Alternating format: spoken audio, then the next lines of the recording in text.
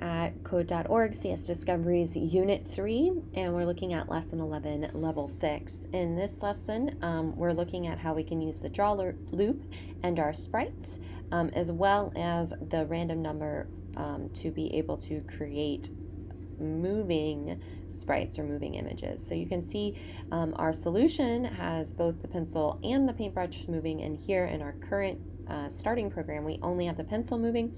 We do not have the paintbrush moving. So let's go ahead and take a look. We're going to reset that, and we're going to look at our program here and see where we are. So we can see we have our pencil sprite created and animated to a pencil. We have our paintbrush sprite created and animated to a paintbrush. And then we have our draw loop, which is really the function of this, or the purpose of this lesson.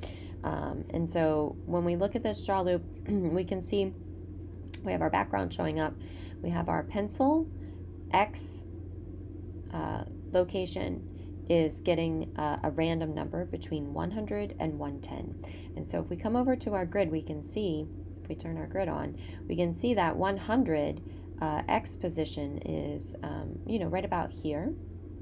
And then it gets larger as you go down. So, as you go across. So as you can see here, we're looking at 100 to 110. So this little spot here is the only options for that X position, and so that's what's making the pencil do that. Every time the loop runs, it's picking a new position, but within this very small range, and it's going so fast that it looks like it's just moving constantly in there. So we need to do that for our paintbrush, which is over here though.